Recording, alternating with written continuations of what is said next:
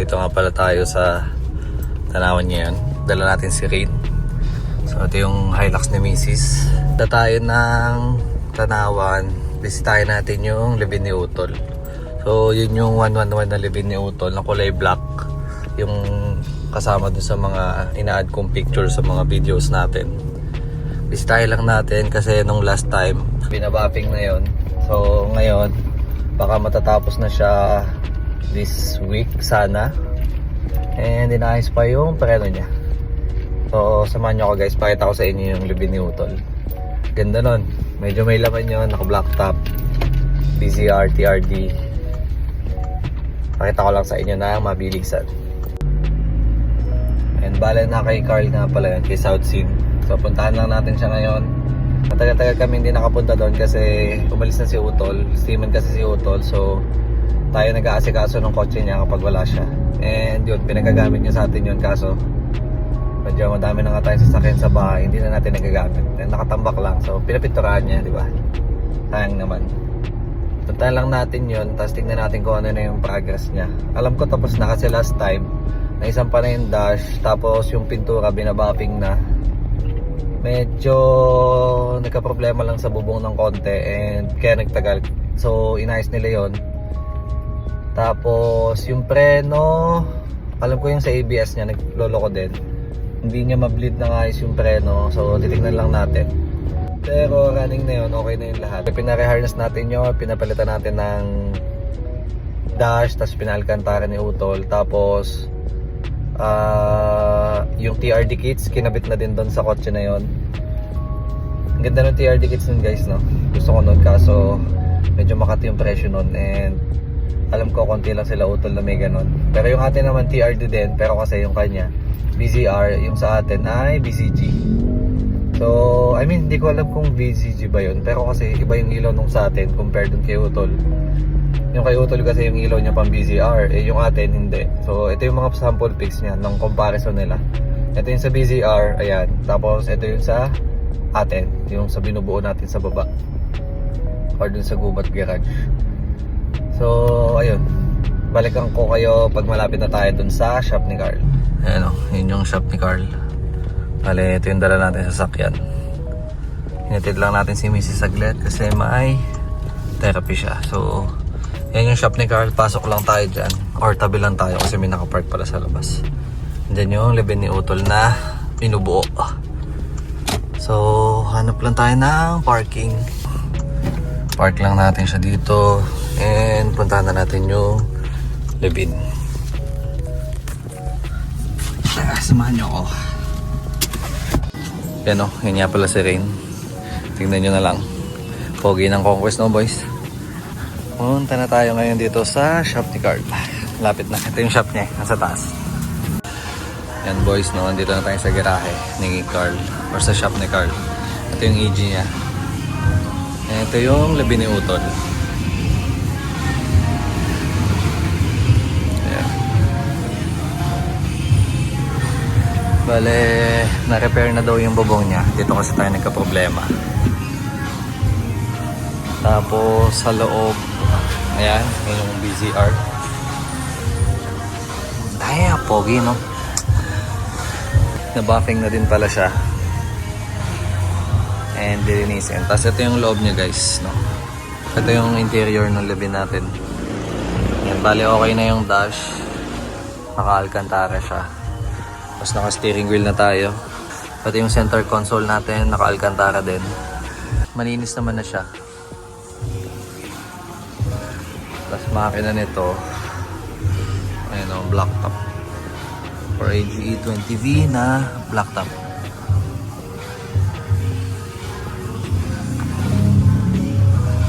Ito yung laman niya. Nakapreno tayo dito, 2-pot.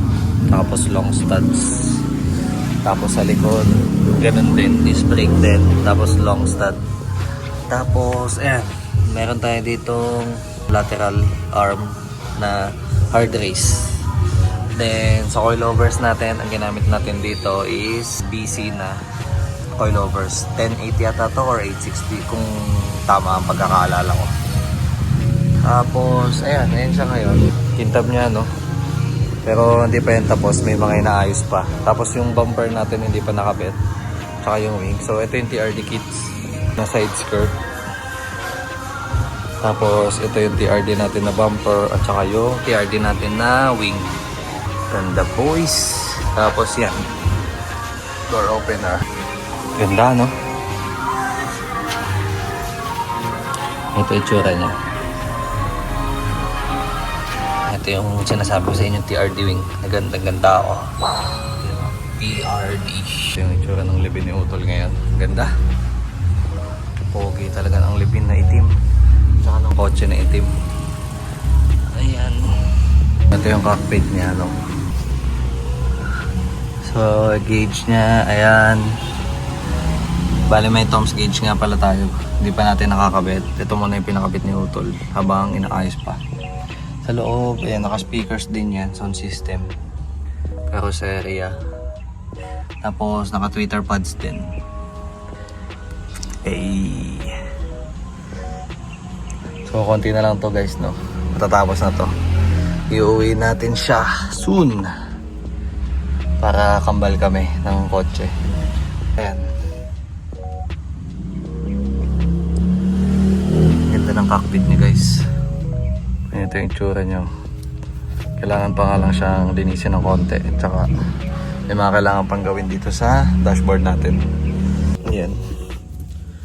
Hindi ko alam, wala pala yung latch niya dito, no? So, dadalhin din natin yung bibili din tayo niyan. Ito guys yung sinasabi ko sa inyo, no? Ito yung i-check natin doon sa atin. So, pagkukumparahin natin ito versus doon sa harness na meron tayo doon sa isang libid. Pero, ayan, ganda na itsura nitong isa. Bale, ang kulang na lang yata dito guys is etong dash.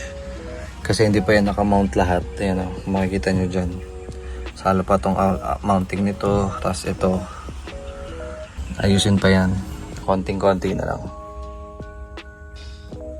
Yung upuan nga pala nito guys, nandun sa isa nating kotse. Yung pares na upuan.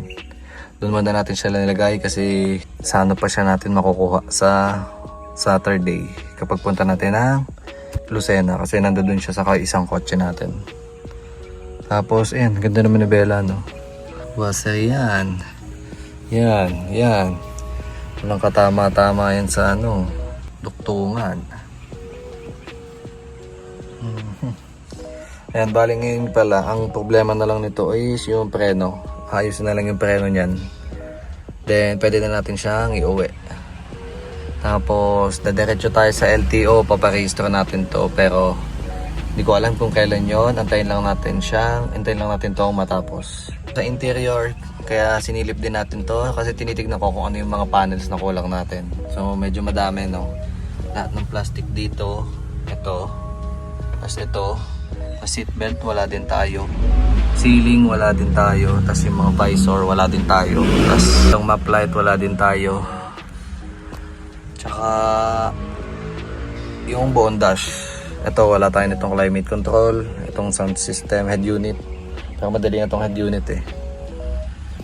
Tapos, ayan. Ito yung sinasabi ko sa inyo. Itong kay Utol nga pala guys, no? Naka-local to na firewall. So, kumuha kami ng firewall ng local na E111. Tapos sinalpak dito. And kung makikita nyo dyan, ayan, shoot lahat ng aircon lines niya. Ganito din yung gagawin natin sa atin para mapagkasya natin yung blower, evaporator, tapos yung sa gitnang blower na papunta dito sa vents. Konting-konti na lang talaga.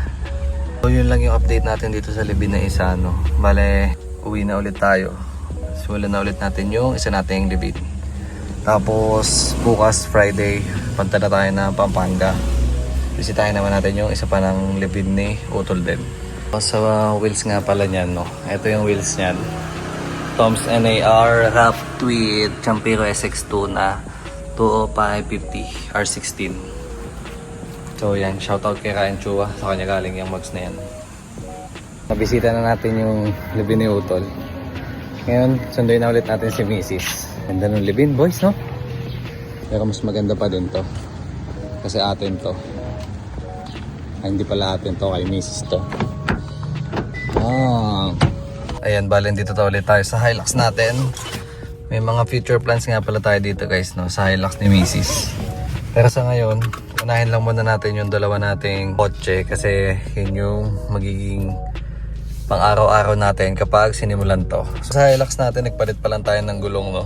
Wala pa naman tayong ibang ginagawa. And then, bumili tayo ng spacers para medyo lumabas yung gulong niya and mas maging brusko siya. Conquest nga pala to guys, 21. You know, pogi din eh, no? Pero ayun, yun lang muna yung sa video natin ngayon guys. Hanggang sa susunod na lang ulit. Salamat sa panonood and abangan nyo, kuhanin natin yung Levin baka siguro next week or next week. Hindi ko pa talaga sure kung kailan. Then ayun, rehistro, then gamitin natin siya pantambay. Kasi pinapagamit yun sa atin ni Utol and total wala tayong auto ngayon.